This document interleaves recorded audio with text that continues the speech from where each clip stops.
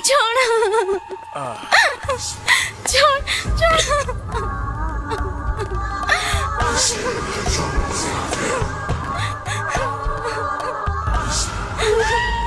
कारे तोरा के हमेशा उठवा के मंगवाए के पड़ेला। अपने से ना सकेली। छोटे सरकार, हमरा से ऐसा कौन गलती हो गई बा कि राउर 3 महीने से हमरे इज्जत के तार तार कर रहल बानी। आखिर हमार कसूर का बा? कसूर तोर ना, कसूर तोर जवानी की बा। ये नसीले नैन है तो रसीले होंठ और एक गतराइल जवानी। सचमुच हम पागल हो गए बनी। चलो कपड़ा उतारा, चला। ई तोरे रोज रोज मुआवले से बेहतर बाकी हमार गला घोट के मार दी हमरा की। वो कहावत सुन ले बड़ी की ना, भैंसा जौन खेत पर लात चुआ देला वो खेत के उजाड़ेला ना, बल्कि भैंसा वो खेत के बड़े प्यार से धीरे धीरे धीरे चलेला। चला चला कपड़ा उतारा, ना तो जनते पड़ो कि जब हम कपड़ा उतारेला तो कितना तकलीफ होला। ना मालिक, हमरा के छोड़ दो। छोड़ दे ना मालिक, ना। चलो ना, हमरा के छोड़ दे। ना मालिक, हमरा के छोड़ दे। रो मत, चल कपड़ा उतार। छोड़ दे हमरा के मालिक। अरे छोड़ दे, रो मत।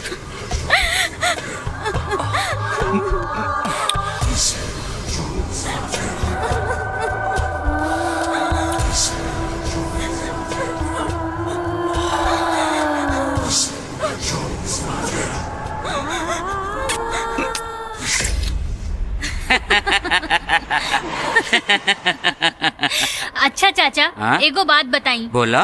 बाबूजी तोहरा के भेज देलन, खुद काहे ना एलन? हाँ अरे बेटी, उनके फुर्सत रही तब नहीं है। जब से विधायक भेल माने तब से उनके रोज जनता दरबार लगाता। एक गोड़ यहाँ रहता तो एक गोड़ पटना में। बाकी भाई साहब, रउआ से एगो शिकायत बा। हाँ। कैसे शिकायत हो?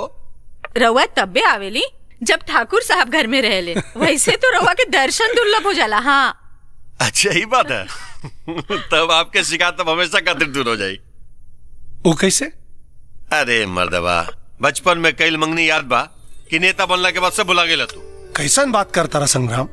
अपना हाथे से प्रिया और रंजीत का मंगनी कहनी, वो भुला सकीले का हम? हाँ, अतः कोनो बढ़िया सा मुहूर्त देख करके अब वो दोनों के बियाह करा दा। हाँ। फिर तो हमेशा अवल जवल लगबे करी ना।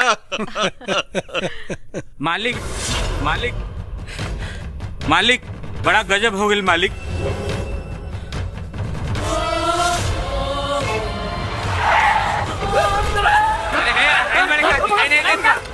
क्या होता है? अरे सब क्या हो रहा है?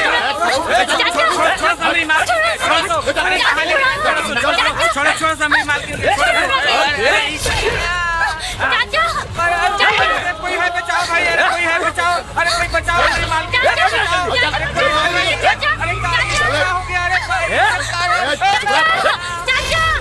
हे भगवान, ये कहा हो गए?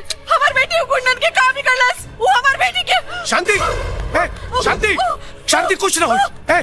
शांति, शांति, शांति, शांति।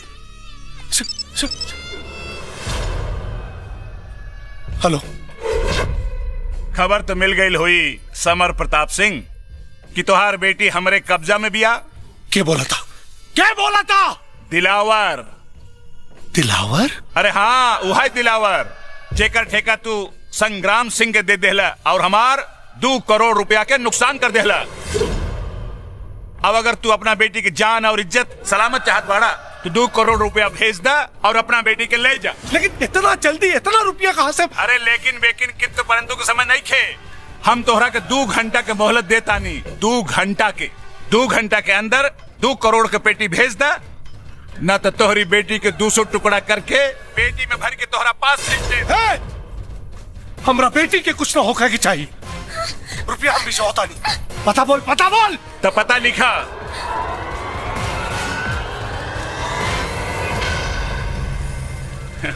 जब सीधी अंगुली घी ना निकले तंगुली टेढ़ी करे के पड़ेला। हे मगरुआ जी मालिक। अरे जो कोनो नाचे वाली के बंदोबस्त कर। अरे 2 घंटा पास करे के जो। अभी जात बानी मालिक। हाँ जो जल्दी।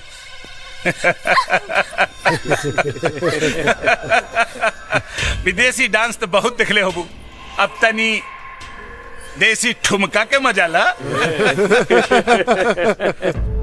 शांति शांति शांति। हमार बेटी कहाँ भी कुछ ना। हमार बेटी के ले आई शांति पता चल गई बा फिरौती का मामला। हम 2 करोड़ रुपया भेज के बेटी के अपने मंगवा लेके आए अपना बेटी। ए समर, कौनो पैसा वैसा ना दे ओकरा।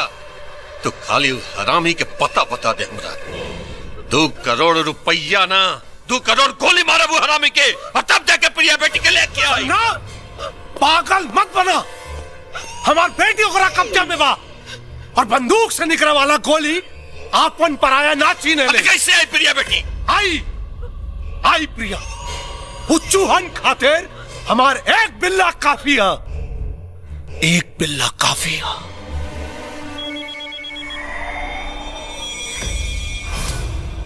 प्रणाम बाबूजी। शंकर, दिलावर प्रिया के उठा के ले गई बा।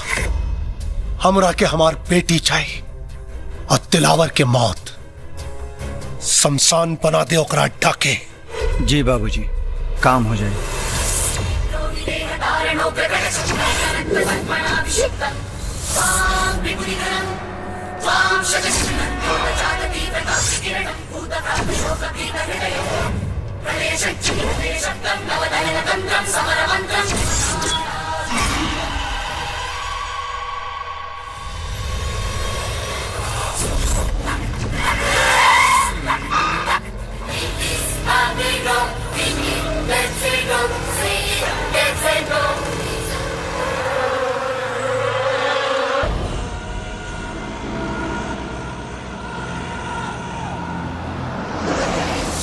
समर प्रताप जिंदाबाद, समर प्रताप जिंदाबाद, समर प्रताप जिंदाबाद, समर प्रताप जिंदाबाद। जिंदाबाद हमार ना, और जनता के करा लोग जौन अपना कीमती वोट दे के हमरा के विधायक बनौलस। और कसम खा, सबे जने मिल के कसम खा कि जवन जनता हमरा पे इतना विश्वास कैलस, ई कुर्सी दहलस, ओकर विश्वास टूटे के ना चाहिए।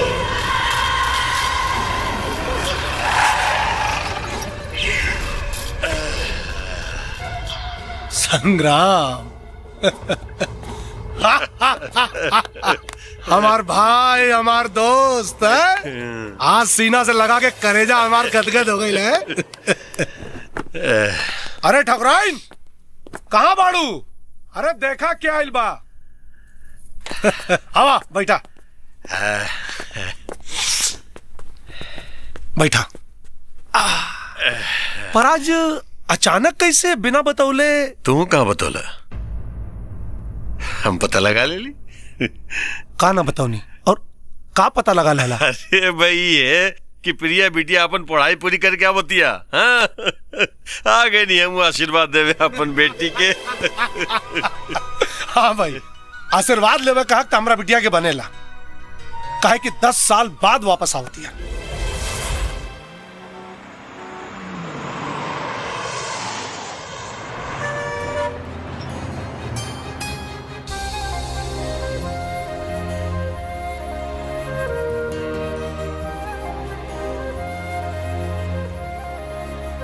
बिटिया ये देख के बड़ा खुशी भइल कि तू 10 साल विदेश में रहले के बावजूद भी तू अपन भाषा, विचार और संस्कार ना भूलेलू। कैसे भुलाई काका, इहे तो एगो धरोहर रहल जे हमेशा हमरा के यहाँ की याद दिलौले रहल। वैसे एक बात बताई काका, जौन बात हिंदुस्तानी पहनावा ओढ़ावा में बा, ऊ बात कोनो और पहनावा में नहीं खे। ठीक कहा ताड़ू बेटी, यहाँ तो साल 2 साल खातिर लइकनी मुंबई चली जाली तो उनकर चाल चलन, ओढ़ावा, पहरावा भुला जाला। अरे यहाँ तक कि वो अपन भाषा हिंदुस्तानी छोड़ के गिड़बिड़ इंग्लिस्तानी बोले लागेली। अरे संग्राम भाई साहब, नमस्ते। नमस्ते नमस्ते भाभी जी, नमस्ते। रहुआ तो एकदम में भुला गई नी। आज अचानक कैसे याद आ गई? अरे भाभी जी, बैठी।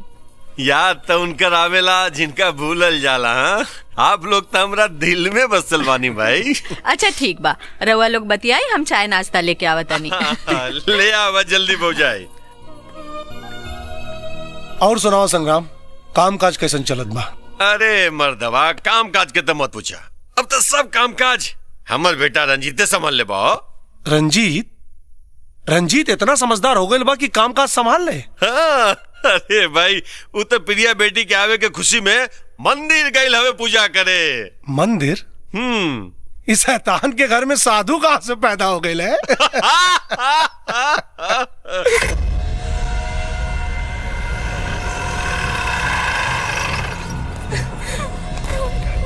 छोड़ हमरा के, छोड़ हमरा के, छोड़।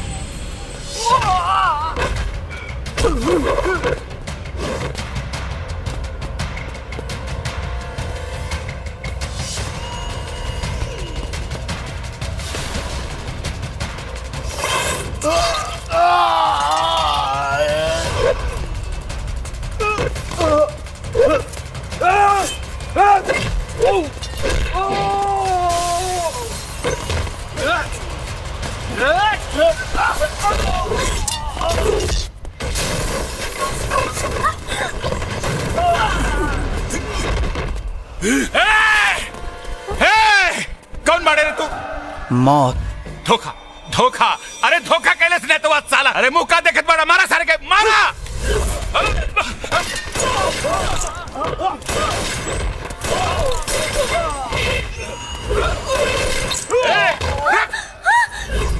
न तो लड़की के गटा ही रह दे। फेंक, अरे फेंक रिवॉल्वर, फेंक।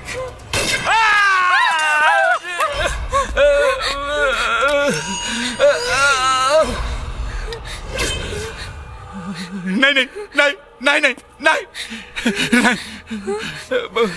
यही हाथ से मैडम जी के छुआ लिया ना? हाँ?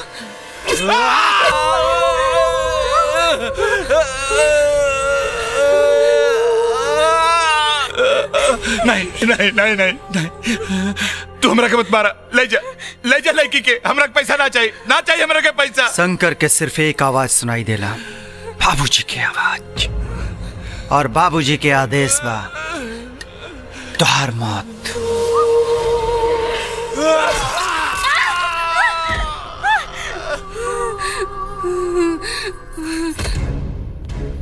ई तरह घूमला से हमार बेटी वापस आ जाएगा।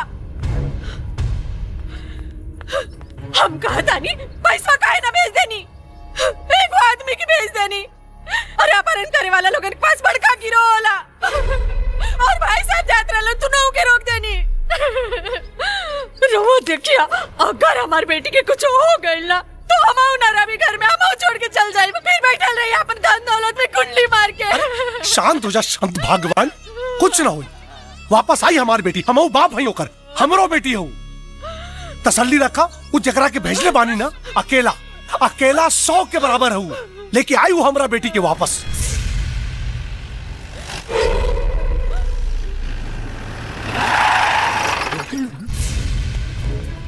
शांति, प्रिया, प्रिया, प्रिया, प्रिया, प्रिया बेटी, ये खून कैसे? कुछ नहीं माँ जी, थोड़ा सा खून खराबा देख के बेहोश हो गई बड़ी। प्रिया, ए प्रिया, उठा बेटा, उठा। प्रिया, अरे नारायण, जी जाओ पानी लेके आओ। जी। पानी लाओ। प्रणाम बाबूजी। प्रिया, उठ ना बेटा। बाबूजी, मैडम जी के कुछ नहीं खे भाई, बस थोड़ा सा बेहोश हो गई बड़ी। प्रिया, हमरा के तोरा पे फक्र बा बेटा। प्रिया बेटे ली उठ ना। मलकिन, पानी ली। हाँ दे, उठो बेटा। प्रिया, आँख खोला बेटा। नारायण जी। पकड़, चल, माई। चला बेटा, चला। नारायण पकड़ा। पकड़ा तनी मलकिन। आवा बेटा, आवा। चला, चला बेटा, आवा।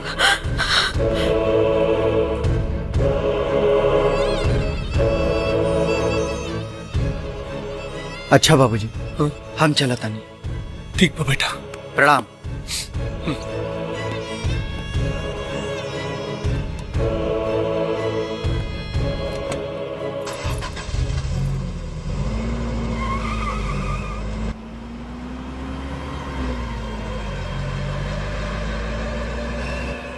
कहो, ये है तुम्हार बिल्ला?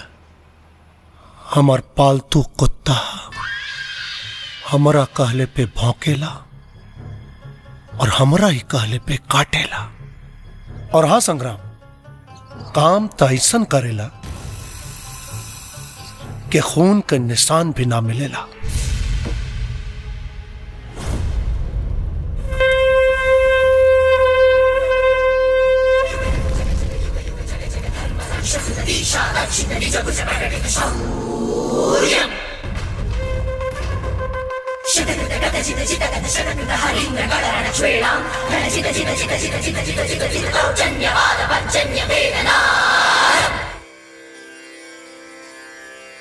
बुझाता आज फिर कहीं से नरसंहार का क्या आवत बाड़ा।